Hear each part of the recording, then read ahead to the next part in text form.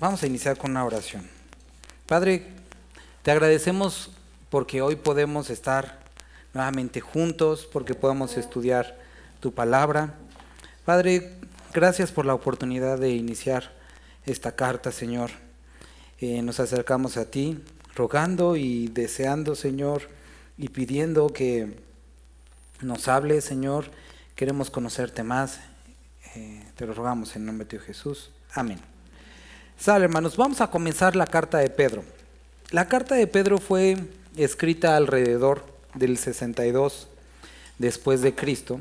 Es una carta interesante. Me gustaría que pudiéramos leer la primera parte, los primeros versículos, y para que podamos comentar acerca de esto. Dice: Pedro, apóstol de Jesucristo, a los expatriados de la dispersión en el Ponto, Galacia, Capadocia, Asia y Bitinia. Esta carta, interesantemente, ¿alguien ha escuchado, sabe desde dónde la escribe Pedro? Si leyeron ya Pedro, deberían de saber desde dónde la escribe. Si ya lo leyeron y no saben, pues no lo leyeron tan bien. Las cartas, vamos a ver más adelante que Pedro identifica el lugar de su escritura Babilonia. Pero no Babilonia, la Babilonia que conocemos, sino usando una figura refiriéndose a Roma.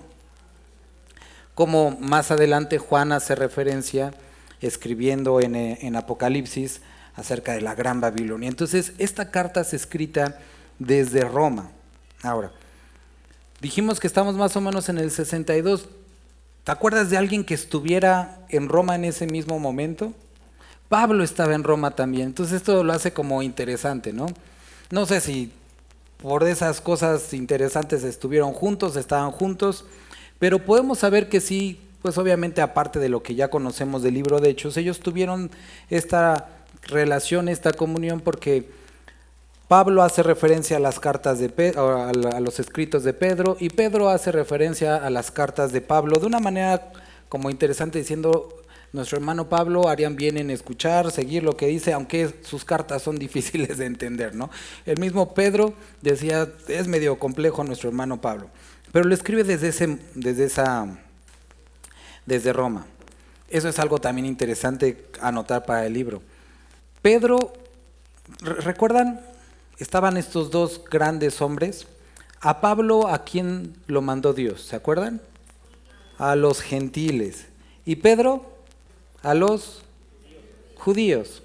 Ahora, interesantemente, Pablo estaba en Roma, no tanto por predicar a los judíos, que bueno, eso sí era la intención de Dios, sino porque voy a usar la palabra entercado en ir a Jerusalén. A pesar de muchas señales, muchos anuncios de no vayas a Jerusalén.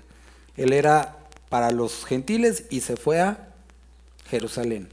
Y Pedro, no sabemos por qué, si había sido llamado a los judíos, estaba en Roma, interesantemente, ¿no? Ahora, esta carta, como lo describe los primeros versículos, está dirigido a todos aquellos creyentes, pero en especial dice a los expatriados. ¿Qué es un expatriado? Alguien que había perdido por alguna razón su patria.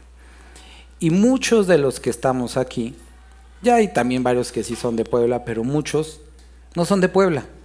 Y podremos a lo mejor, o podrán empezarse a identificar o tomar un poquito de esta carta de una manera mucho más personal, porque dice: a ustedes que perdieron su tierra. Sabemos que empezó la persecución y ellos tuvieron que salir, y no estaban en el lugar donde ellos habían nacido. Y dice: a los expatriados de la dispersión en el Ponto, Galacia, Capadocia, Asia y Bitinia. Ahora, hace algo muy personal esta carta para Pedro, porque él mismo no estaba en su tierra, estaba en Roma. Pero también recuerda, para los judíos, la tierra era una posesión muy especial porque era a perpetuidad. Eso, la tierra tenía que ver con su identidad de tribu. Para ellos era muy importante porque ellos sabían que eso se lo iban a dejar a sus hijos. Incluso cuando nosotros estábamos leyendo el Antiguo Testamento, vemos que si alguien empeñaba de alguna forma, vemos diferentes cosas, pero también habla de tierra, tenía que regresarse, porque no podía perder un judío su posesión, su heredad, porque había sido entregada por Dios. Ahora, ellos que lo tenían tan claro, Dios me dio esta tierra, esto me lo dio a mi familia, me lo dio para mis hijos, estaban ahí y lo habían perdido. Para ellos era algo así como bastante duro esto, a los que está escribiendo ahora. No sé si alguna vez te ha pasado que hace un par de meses lo experimenté.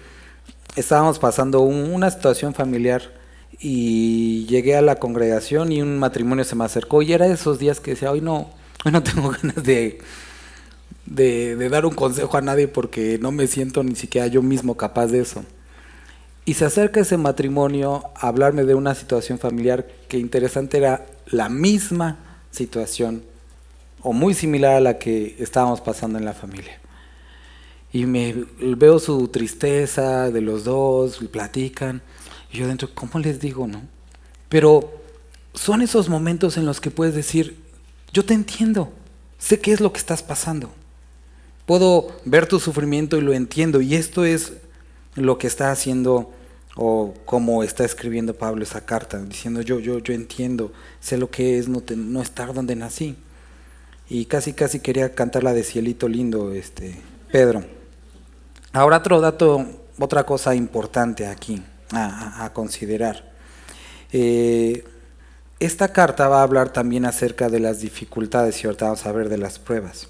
Unos cuantos meses después de la escritura de esta carta, sucede este evento en el que Nerón quema la ciudad de Roma para reconstruirla a su imagen. Y busca echarle la culpa a los cristianos y muchos le compran la idea. Fueron los cristianos. Porque había todas estas chismes, rumores por ahí. No, es que están bien locos esos cuates. Pues, no me vas a creer que toman sangre y comen carne. Refiriéndose a la comunión, ¿no? Porque los cristianos hablaban de la carne o del cuerpo de Cristo y de la sangre, y ellos habían inventado una onda medio rara. Son caníbales los cristianos. Y también los cristianos siempre están hablando algo acerca del fuego que viene a sus vidas. Son piromaníacos estos cuates. Seguramente iniciaron el fuego. Entonces empieza después de esta carta una persecución más grande de la cual había habido hasta ese momento, y Dios estaba preparando el corazón de estas personas. Vamos a comenzar. Ahora, si ya te pasó por la mente, ¿por qué estaremos leyendo algo de prueba?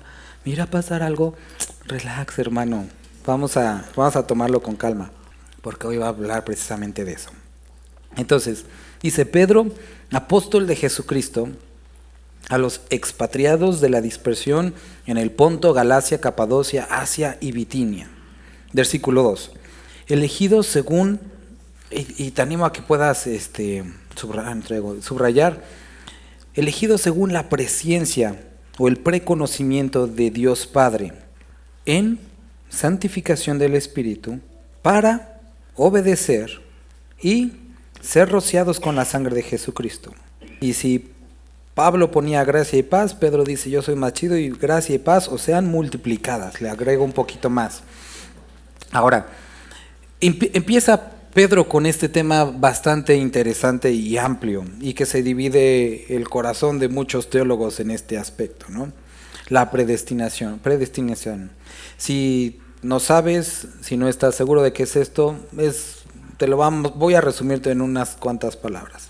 Es esta idea o este concepto de que fuimos elegidos antes de la fundación del mundo para ser hijos de Dios. Algunos lo llevan mucho más allá diciendo, si yo fui elegido, entonces básicamente no hay mucho que hacer, soy una marioneta en las manos de Dios y Él me elige, y aunque peque no me puedo deselegir porque pues ya estoy elegido, lo cual es una visión extrema y que no está del todo acorde con la palabra. Está otros que dicen, no, es que es una completa elección del ser humano en la que no interviene nada casi de Dios, lo cual son los arminianos, también es una visión extrema, y que nada tiene que ver con la palabra. Entonces, ¿cuáles? Las dos, ambas. Y hoy vamos a ver algo interesante de este tema. Pero aquí nos dice que fuimos elegidos según algo interesante, el preconocimiento de Dios. Si tú podrías regresar en el tiempo, hace unos, vamos a decir, unos 25 años, y vamos a utilizar esto que está ahorita de moda, ¿no? Las elecciones. En la primera elección en la que se postuló el que es ahora el presidente Andrés Manuel, y que todos apostaban porque iban a ganar. Si tú hubieras sabido, 25 años, llegabas a la elección y pudieras decir, te apuesto $2 millones a que no queda. No estarías apostando realmente. Estarías haciendo una elección basada en conocimiento. Dejas pasar más tiempo y dices, te apuesto 30 millones a que ahora sí queda. No estás apostando, estás eligiendo en base a conocimiento. Esto es lo que Pedro está tratando de describir aquí, que nuestra elección fue basada en lo que Dios sabía que nosotros íbamos a elegir. Una elección, una predestinación, un elegidos según el preconocimiento de Dios Padre.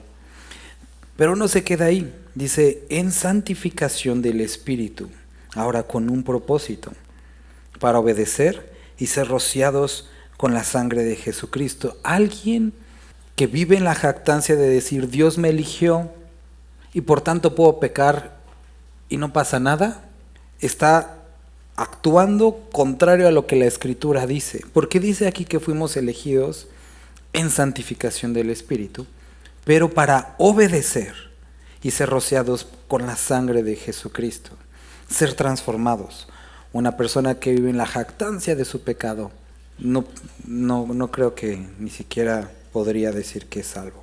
No ha entendido de qué se trata la salvación, que es abandonar el pecado, huir del pecado, ser libre del pecado. No quiere decir, claro está, porque a lo mejor uno está, pero entonces sí pecamos. Sí pecamos, por supuesto que pecamos, la Escritura lo dice. Pero también hemos estudiado que hay una diferencia entre decir peco y me da igual, a aquellos que se duelen y se arrepienten y buscan ser transformados por Dios. Entonces, ser rociados con la sangre de Jesucristo. Dice, gracia y paz os sean multiplicadas. Versículo 3, ¿lo podría leer alguien? También el 4, por favor. Y también el 5. Si puedes subrayar la palabra versículo 3, una esperanza viva. Nosotros vamos a ver que uno de los temas que recurrentemente Pedro toca en esta carta es el de la esperanza. Pablo habla mucho acerca de la fe y Juan habla, y cuando llegamos a las cartas, habla constantemente del amor. Entonces encontramos qué es lo que dice la Escritura, ¿no? De la fe, la esperanza y el amor.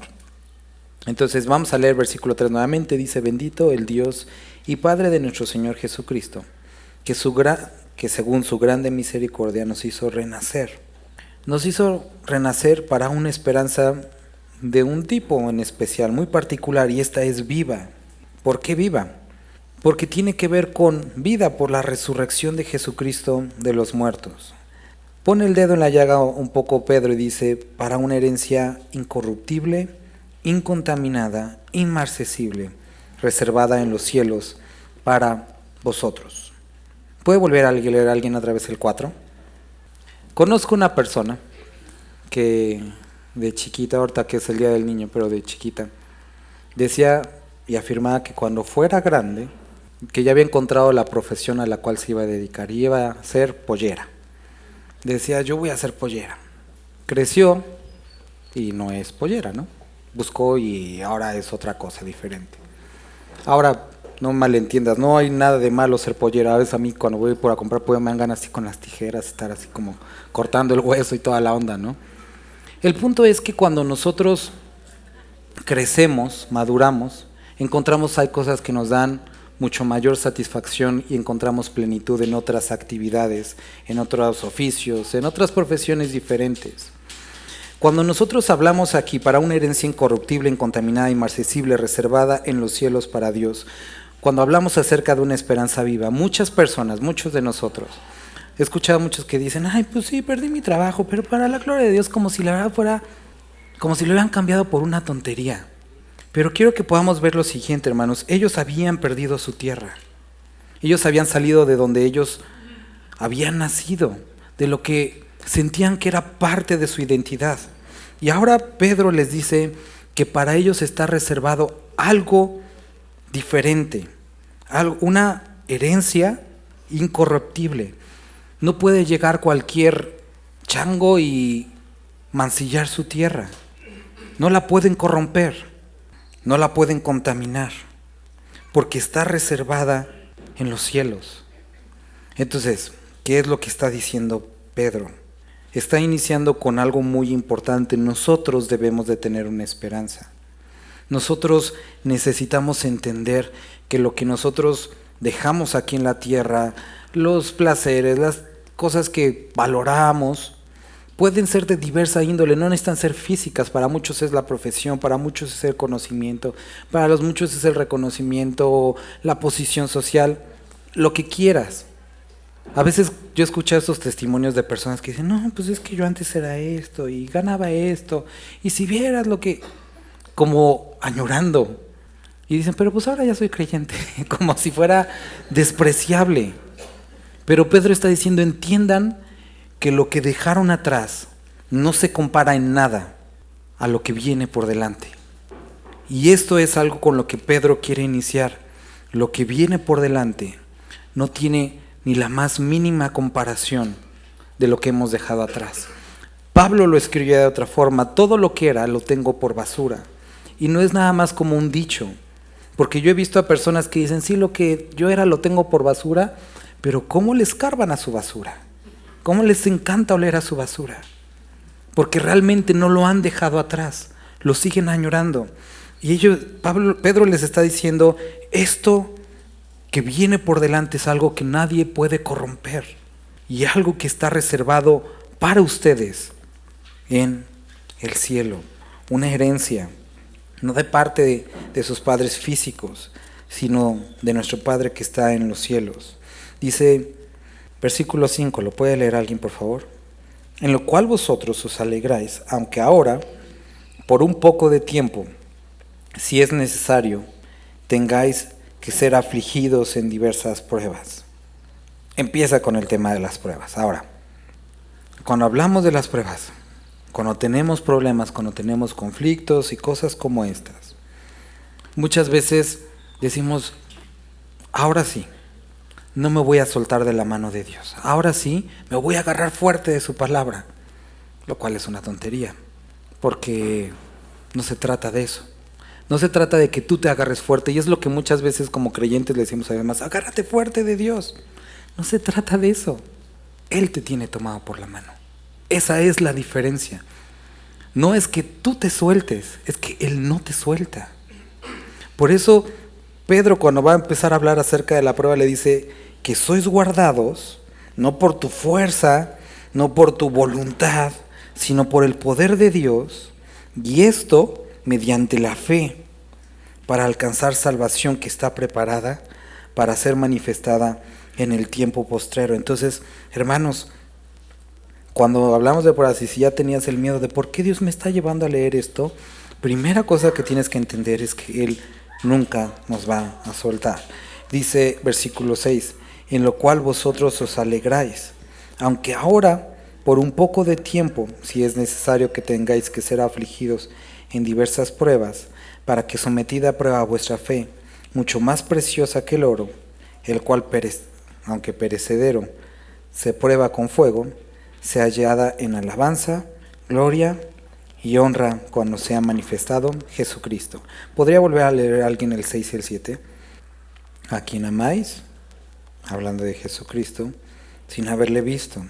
Y los que somos padres entendemos este sentimiento. Amas a un pedazo de carne que aún no has conocido y no ha salido del vientre. A quien amáis sin haberle visto. En quien creyendo, aunque ahora no lo veáis, os alegráis. Te animo a que subrayes esto, con gozo inefable y glorioso, obteniendo el fin de vuestra fe, que es la salvación de vuestras almas. Los profetas que profetizaron, ¿puede leer alguien el 10, por favor? También el 11, hermano. También el 12. Estuvimos leyendo ya hace varios meses Isaías. Si recuerdas, cuando leíamos Isaías, cuando leímos también Daniel, ellos escribieron acerca de cosas que no entendieron completamente, porque escribieron acerca de las dos venidas de Cristo. La venida que nosotros conocemos y está hacia atrás, cuando estuvo y caminó entre nosotros, donde fue crucificado, murió y resucitó, pero también escribieron acerca de la segunda venida. Y ellos, al profetizar acerca de estas dos cosas, decían, ¿cómo es que puede morir y ser victorioso? ¿Cómo es que puede venir como juicio y a la verdad al mismo tiempo misericordioso? ¿Cómo puede traer juicio y gracia a la misma? Era complejo para ellos entenderlo. Y no sabían, y lo sabemos ahora nosotros, que estaba hablando de dos eventos que, aunque era el mismo, eran diferentes. Y que estaban separados, vamos a llamar, por un valle de tiempo. Dos eventos, dos venidas del mismo Salvador, con dos propósitos, con dos formas de aproximarse a la humanidad. El mismo Señor. Esto es de lo que está hablando la última parte. Entonces ellos profetizaron, ellos hablaron de algo que veían de lejos. Ahora, ¿por qué estamos hablando de esto? Porque ahorita que leímos del versículo 3 al versículo 8, que empieza a hablar acerca de una herencia, no como la que ya no tienen, que hablamos acerca de las pruebas, que somos guardados, y esta palabra que te dije que subrayas con gozo inefable, es difícil como seres humanos muchas veces decir, ¿cómo es que puedo gozarme inefable? Inefable no decir, que no se puede explicar. ¿Cómo lo explico si no se puede explicar? ¿Y cómo me lo explico a mí mismo? ¿Cómo me puedo alegrar en medio de esta circunstancia? ¿Cómo es que me edifica esto si realmente me está tirando?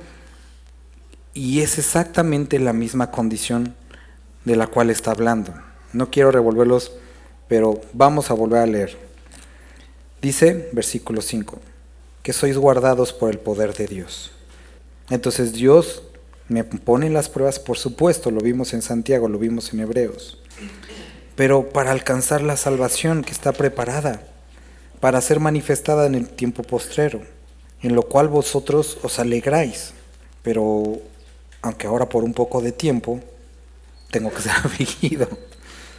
Entonces me alegro o me aflijo en diversas pruebas, para que sometida a prueba vuestra fe, mucho más preciosa que el oro, el cual aunque perecedero se prueba con fuego, se hallada en alabanza, gloria y honra cuando sea manifestado Jesucristo. Si no has tenido la oportunidad de venir los miércoles, estamos estudiando el libro de Josué y te animo a que puedas venir, te va a ayudar mucho para que puedas entender lo que estamos viendo en Pedro. Josué habla acerca de la vida del creyente llena del Espíritu. Nosotros vemos en el libro de Éxodo un primer bautizo que es el Jordán, que es el Mar Rojo, que habla acerca de venir de la vida pasada a esta nueva vida. En el libro de Josué vemos un segundo cruce, que es el Jordán, y que habla acerca del bautismo en el Espíritu Santo. Ahora, lo que vimos este miércoles hace referencia a esto que estamos leyendo. La primera tarea que Josué les da, listos para entrar y cruzar el río Jordán, es vayan y espíen la ciudad. Entonces ellos llegan a espiar la ciudad, pero no son muy buenos espías porque todo el mundo se entera que están ahí. No eran de los buenos como Tom Cruise y todos ellos. Y lo que terminaron haciendo no fue tanto espiar, sino testificar acerca del nombre de Jesucristo. Bueno, acerca del nombre de Dios, el nombre de Jesucristo. Estamos viendo este paralelo. Porque se encuentran con esta mujer, no tenemos la conversación completa, y de repente nos vemos la historia avanzada que ya los estaba escondiendo. ¿Por qué los estaba escondiendo? Nos da una justificación después. Ella, te digo, es una historia, ahí te animo si quieres, puedes escuchar la predicación. Temeó a Jehová, reconoció quién era Dios y reconoció su maldad. Reconoció el pecado y aceptó el juicio que venía, pero buscó la salvación. Y entonces, como paso de fe, como un fruto de esa fe que había tenido en Dios, esconde a los espías. ¿Para qué? para que la obra de Dios se cumpla, ¿no? Entonces, vemos esta imagen aquí. Ahora, ellos, y les decía el miércoles, pudieron haber dicho lo siguiente: bueno, ya estamos en la tierra prometida. ¿Cómo ven si tráigame otros pitufos y otras bichadas y nos quedamos aquí en la muralla con Rahab? Pero ellos no dijeron así, ellos no se mezclaron con los de Jericó. Ellos sabían que Dios quería destruir la ciudad. Entonces, empeñaron la palabra de Dios y ofrecieron salvación a Rahab. Y vimos este simbolismo del cordón de lino rojo, y veíamos que las prostitutas tenían y a mí no se me hace coincidencia, lo de abajo, el dintel de abajo la cosa de abajo de su ventana de rojo, y un cordón rojo cruzando a forma de la cruz. Y cuando el ejército llegara y viera eso, así como en la Pascua habían sido salvos los judíos por los dinteles pintados en sangre, también ella iba a ser salva. Vimos un paralelo importante. Ahora, estos hombres que estaban ahí llegan con Rahab, el rey y los soldados, y le dicen: sabemos que tienes a alguien ahí escondido, unos espías. Pero la misma Rahab dice que el temor de Dios y el temor del pueblo de Israel se había apoderado del corazón de todos los habitantes de Jericó y que temblaban. Entonces, quiero que veas lo ridículo que se ven el rey y los que fueron a buscar a los espías cuando sabían que realmente no tenían oportunidad. Estaban buscando justificar su patética existencia, tratando de cumplir una función que no los iba a salvar. Ahora, eso es lo que hace el creyente volviéndose al mundo, tratando de justificar su existencia. Tengo que trabajar, tengo que proveer, tengo que ser el mejor, cuando eso no te va a salvar. Y si tú has vuelto a poner tu esperanza en eso, estás viéndote como ese hombre, sabiendo y trabajando por algo que Dios va a destruir. Ojo, no te estoy diciendo que no debemos de trabajar, no te estoy diciendo que no debemos de estudiar, pero si eso valida tu vida, estás equivocándote. Porque aquí Pedro nos dice, y aquí espero que te empieces a hacer sentido lo que estamos leyendo, que fuimos llamados para una esperanza viva. Y muchas veces en lo que hoy pones tu esperanza es muerto, pero Dios te llama a una esperanza viva. No se trata de que te aferres a Él, por supuesto que debemos y tenemos que buscar hacerlo, pero es bajo el entendimiento que Él se ha aferrado a nosotros. Jeremías lo dice hermoso, ese versículo me encanta, en el 31 dice: con amor eterno te he amado, por lo tanto te he prolongado mi misericordia. Dios ha prolongado, ha extendido su misericordia sobre nosotros. Él se ha aferrado a nuestra mano y nos ha tomado para Él. Por eso dice que fuimos elegidos según su preconocimiento. Después nos menciona lo siguiente. Dice: a quien amáis sin haberle visto, a quien creyendo, aunque ahora no lo veáis, os alegráis con gozo inefable y glorioso. De Jesucristo se escribe eso. Has amado la justicia. ¿Te acuerdas de ese versículo? Por lo tanto, el Dios tuyo te ha vestido con óleo de alegría. Entonces, vemos este gozo inefable, producto de amar la justicia, de buscar la verdad. Entonces, cuando hablamos acerca de pruebas, lo primero que tenemos que entender es que tenemos una esperanza viva. Nuestra esperanza no es que se quite el problema, no es que se quite el dolor, es el mismo. No se trata de que nosotros nos agarremos, sino que Él nos toma con fuerza. Siguiente, ese gozo lo podemos encontrar en medio de la tribulación. ¿Cómo? Amando la verdad, buscando la justicia. Tu justicia en mi vida, tu verdad en mi vida. Obteniendo entonces el fin, versículo 9, de vuestra fe, la salvación de vuestras almas.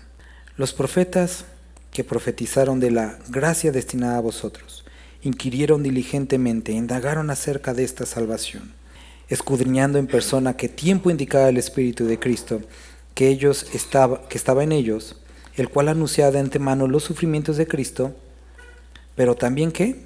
Y a lo mejor cuando estamos en esta primera parte, en los sufrimientos de los cuales somos partícipes, no podemos ver y no podemos entender las glorias que vienen después de esto. Pero ahí están. y es nuestra esperanza. Cristo no se aparta de nosotros. Y hay una promesa, que después de ser un poco pasados por esto, existe gloria después de esta prueba. Versículo 12, a esto se les reveló que no para sí mismos, sino para nosotros administraban las cosas que ahora os son anunciadas por los que han predicado el Evangelio, por el Espíritu Santo enviado del cielo, cosas en las cuales anhelan mirar los ángeles. ¿Puedes imaginarte? Estos cuates nos están viendo y seguramente se preguntan, ¿y así los aman? O sea, y vuelven a verme a mí y dicen, ¿de veras Dios, Él? Y ellos anhelan ver esto, la misericordia, la gracia de Dios sobre nuestras vidas. Ahora continúa Pedro hablando en versículo 12 y dice, esto ya lo leímos, perdón. Versículo 13, por tanto, dado todo esto, nos va a empezar a decir, esto fue como introducción, qué es lo que tenemos que hacer. Versículo 13, ¿lo puede leer alguien? Entonces, ya hemos visto en otras ocasiones, ellos tenían estas túnicas, que a veces tenía una como tipo de ropa interior adelante, también era como un tipo de túnica. Y era larga, entonces ellos lo que hacían cuando tenían que trabajar, que tenían que estar un poco más ágiles, es que levantaban las túnicas y las amarraban o con un tipo como de cinturón, o en algunos casos la metían con este cinturón que tenían ancho de grueso, y a eso se referían cuando decían ceñir los lomos. Si lo trajéramos a nuestros tiempos, esto se escucha algo así como ponte al tiro en tu entendimiento, dado que vienen pruebas, que también hay recompensa, que fuimos elegidos y que espera algo mejor para nosotros. Tu entendimiento debe de ser transformado. Tienes que entender. Escuchaba de ayer un hombre, estaba viendo un video de un hombre exitoso en los negocios empresariales. Era un hombre que fue muy exitoso en Inglaterra, ahorita tiene bastante dinero, y se convirtió a Cristo. Y él estaba describiendo cómo se lamentaba por todo el tiempo que había perdido haciendo dinero. Y estaba ahí sentado, con buena ropa, en un buen lugar, pero podías ver en su rostro una tristeza, porque dice que aunque había ganado todo en el mundo corporativo, dice, perdí a mi familia. Y eso no lo puedo hacer volver atrás. Puedo comprar compañía, pero no puedo recobrar su amor. Y cuando yo escuchaba eso y estaba meditando en esto, Dios me hacía entender cómo muchos de nosotros, y lo hemos hablado en otras ocasiones, cuando lleguemos a su presencia, o cuando estemos prontos a llegar a su presencia, vamos a decir, ¿por qué perdí el tiempo en esto? ¿Por qué cambié aquello que consume los gusanos por algo que es eterno? Y nuevamente creo que Dios nos está hablando de lo mismo y necesitamos poner atención. Entendiendo que el tiempo es corto, dice, ceñid los lomos de vuestro entendimiento. Toma una decisión acerca de qué es lo importante en tu vida, qué es lo que debes de hacer, qué es lo que Dios te ha estado pidiendo, cuáles son las personas con las que debes de invertir tiempo. Y a veces, y espero que no me estés malentendiendo, pudiera parecer que hablamos nada más de el trabajo, de las riquezas o de otras cosas, pero hay una seducción en todo lo que el hombre hace que no es Dios. Y esto puede ser incluso el ministerio. Puedes estar trabajando en la iglesia y eso no es Dios. Y puedes darle tu tiempo a una congregación, pero eso no es Dios. Entonces necesitamos ceñir los lomos de nuestro entendimiento y entonces ser sobrios y esperar por completo en la gracia que se os traerá cuando Jesucristo sea manifestado. Como hijos obedientes, no os conforméis a los deseos que antes teníais, estando en vuestra ignorancia. Y si tú estás volviendo a estos deseos que antes tenías, Pedro tiene una palabra para ti, ignorante. Y en palabras de una persona que esta sociedad dice, no es ignorante por falta de conocimiento, sino es ignorante por voluntad. Este hombre escuchaba sus palabras y decía, nos hemos vuelto ignorantes por voluntad. Y es de esta ignorancia de la que habla, ignorancia por voluntad. Porque tienes el conocimiento, porque sabes qué es lo que quiere y tú deseas ser ignorante. Versículo 15, sino como aquel que os llamó es santo, sed también vosotros santos en toda vuestra manera de vivir, porque escrito está, sed santos, porque yo soy santo. Y si invocáis por Padre aquel que sin acepción de personas juzga según la obra de cada uno, conducíos en temor todo el tiempo de vuestra peregrinación. Entonces, si puedes unir este versículo con el versículo 2, poner una rayita, sería muy bueno. Fuimos elegidos según la presciencia de Dios. Pero eso no quita que con temor de Dios nos conduzcamos en todo el tiempo de nuestra peregrinación. Son las dos cosas. Es un esfuerzo humano y la obra divina. Condúcete con temor todo este tiempo. ¿Por qué? Porque vas a dar cuentas. Y al mismo tiempo, descansa en que Dios te ha salvado. Y descansa en que Él no te suelta. Entonces podrá a lo mejor la mente de algunos decir, ya estoy confundido. Si no me suelta Él, ¿por qué tendría que conducirme con temor? Y es una buena pregunta. Él no te va a soltar, Él no te va a dejar, pero tú vas a responder por tus decisiones. Y delante de su presencia, que es lo que vimos en 1 Corintios, 2 Corintios, vas a dar cuentas por tus actos. Y creo que no vas a tener excusas delante de Él. Versículo 18. Sabiendo, y te animo que también subrayes esto, que fuiste rescatado de vuestra vana manera de vivir. De ahí te rescataron. Es absurdo querer regresar a eso, la cual recibisteis de vuestros padres, no con cosas corruptibles como oro o plata, sino, ¿puede leer alguien el versículo 19? Entonces, ¿qué es lo que está aquí diciendo Pedro? Como tenemos que conducirnos con temor todo el tiempo de nuestra peregrinación, porque vamos a dar cuentas, algunos dirán, bueno, ¿y cómo podemos arreglar esto? ¿No le faltará por ahí a la iglesia una cafetera o algo como para que nos arreglemos con esto? Y Dios dice, mira mi chavo, no fuiste hecho salvo por algo corruptible como un dinero, sino por algo que no puedes comprar. Y describe aquí de manera clara, 19, sino con la sangre preciosa de Cristo, como un cordero sin mancha y sin contaminación. Si puedes hacer que esa sangre regrese a sus venas, si puedes hacerlo, entonces podrás comprar tu salvación. Pero como no puedes, no hay nada con lo que podamos arreglarnos. Fuiste salvo por gracia. Camina con temor del Señor. Continúa y dice, ya destinado desde antes de la fundación del mundo, pero manifestado en los postreros tiempos por amor de vosotros.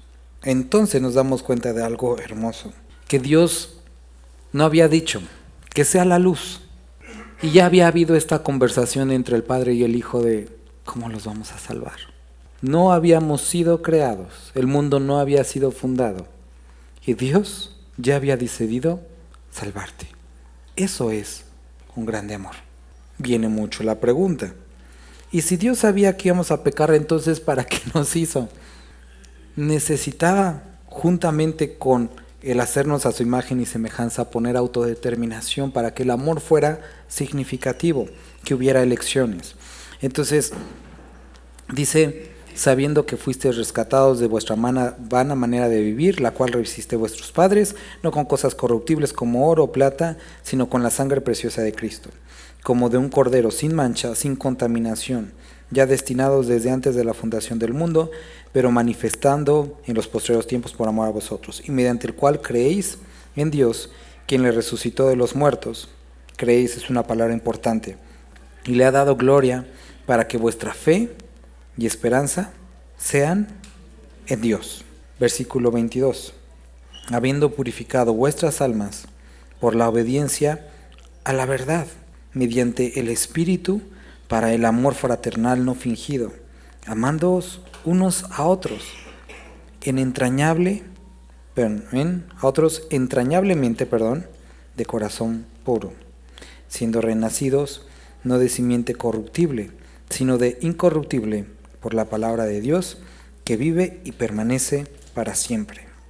Vamos a describir el caminito que estamos siguiendo. Primero, eran personas que habían perdido algo, personas que habían dejado atrás algo, como todos nosotros dejamos atrás algo.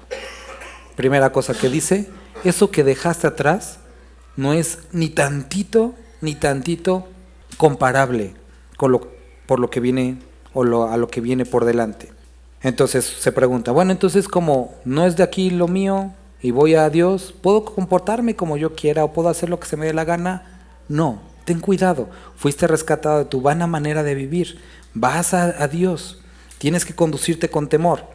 ¿Conducirme con temor es hacer cosas para ganar la salvación? No, fuimos elegidos según su presencia, sí, somos tomados y guardados por Él, pero debemos conducirnos de una manera con temor. Después, sabiendo que vamos al Padre, sabiendo que lo nuestro no es aquí, entra versículo 13, ceñid los lomos de vuestro entendimiento, vive de una manera diferente, actúa de una manera diferente. Santiago nos los puso muy claro, actúa de una manera diferente en lo que haces, en lo que dices y en lo que crees. Después, en esta última parte, dice, si ya sabes que fuiste rescatado de tu vana manera de vivir, no regreses a ella. No hay nada que pueda comprar esto. Uno de estos grandes filósofos de nuestra, bueno, ya ni de nuestra era, pero de esta era moderna. Él al final, se declaraba obviamente ateo y decía que 100 años después de que él muriera, la palabra de Dios iba a ser simplemente un recuerdo, iba a estar en museos, como un recuerdo de lo que no fue. Digo, ya han pasado muchísimo más de 100 años de su muerte y aquí seguimos. Y interesantemente ayer estaba leyendo eso, que su casa fue comprada por la Sociedad Bíblica Europea y se producen Biblias. Hay millones y millones de Biblias al año, interesantemente, ¿no? Ahora, ¿dónde está su manera de pensar? En museos, en el recuerdo de algunos. ¿Dónde está el marxismo? Algunos todos por ahí se sienten muy rebeldes y dicen, yo sigo pero filosofías vienen y van, y es lo que dice aquí, toda carne es como hierba, toda la gloria del hombre como flor de hierba. La hierba se seca y la flor se cae. Estaba este hombre Nicodemo, y ahorita vamos a llegar a un punto, no me pierdas, por favor. ¿Te acuerdas que estaba platicando Nicodemo con Jesús? Le dice, ¿cómo puede ganar alguien el reino de los cielos? ¿Cómo puede suceder esto? Y Jesús le dice, ¿eres tu maestro de Israel? ¿Qué onda? ¿No? Le dice, es necesario que nazcas de nuevo. ¿Cómo puede un hombre nacer de nuevo? No puedo entrar nuevamente en el vientre de mi madre. Y primero Jesucristo le dice, es como parecido al viento. Y seguramente estaban en el tejado, como algunos ya saben, corría el viento, estaban cerca de la playa. Siente sus efectos, pero no sabes ni de dónde viene, ni hacia dónde va. Y Nicodemo estaba intrigado, no podía entender acerca de este nuevo nacimiento. Ahora, Jesucristo, hay algo que muchas veces pasamos por alto, no le estaba hablando en términos, porque unos pueden decir, bueno, pobre Nicodemo, era algo nuevo, ¿cómo lo iba a entender? Le estaba hablando en términos de lo que él sí entendía. La profecía de Ezequiel 37, el valle de los huesos secos. ¿Te acuerdas de ese relato? Está el profeta, tiene esta visión, y Dios le dice, ¿qué ves? Y dice, pues huesos, ¿no? Profetiza sobre los huesos. Profetiza sobre los huesos. Y di que tengan vida. Y entonces empieza a profetizar o a hablar acerca a los huesos de parte de Dios. Y empiezan a unirse. Pero Ezequiel dice, oye, pero no tienen vida. Están ahí secos. Y después le dice Dios, profetiza al viento. Háblale al viento, es la misma palabra, ruá, que es espíritu. Y es exactamente lo mismo que le estaba diciendo a Nicodemo. El viento, el espíritu, la nueva vida. ¿Por qué estás diciendo esto, pastor? ¿Qué tiene que ver? Hermanos, cuando nosotros leemos en el libro de Josué, representaban personas que habían sido salvadas de su pecado, que habían salido de la cautividad y que Dios los había llevado a la tierra prometida, a ese lugar que representaba esa vida vibrante, cercana a Dios, llena del Espíritu. Pero ellos habían dudado, habían dicho, eso no lo puedo hacer. Dios no puede cambiar esto en mi vida. Eso no es posible. Y entonces tuvieron miedo y dijeron, son gigantes. No se puede cambiar. Y tuvieron que pasar 40 años vagando. Y volvieron a mandar espías. Y termina el capítulo 2 de Josué diciendo los espías, verdaderamente Dios ha entregado esta tierra en nuestras manos. Ellos lo vieron y creyeron lo que Dios podía hacer en sus vidas. Esto es lo que está describiendo Pedro con estas últimas palabras. Va a hablar acerca de pruebas, va a hablar acerca de dificultades, como el libro de Josué. Tienen que conquistar esta tierra. Dios dice capítulo 1, yo se las entregué, pero capítulo 2 en adelante tienen que luchar. No es que Dios no se las haya entregado, sí se las entregó, pero tienen que tomarla. ¿Qué leímos la semana pasada? Leímos lo mismo. Dios iba a hacer descender lluvia, bueno, agua, pero sin lluvia, y ellos tenían que cavar esas cisternas para retener el agua. Y es lo mismo. Aquí estamos viendo que Dios nos ha salvado, nos ha elegido, nos ha guardado. ¿Qué es lo que nos necesitamos hacer?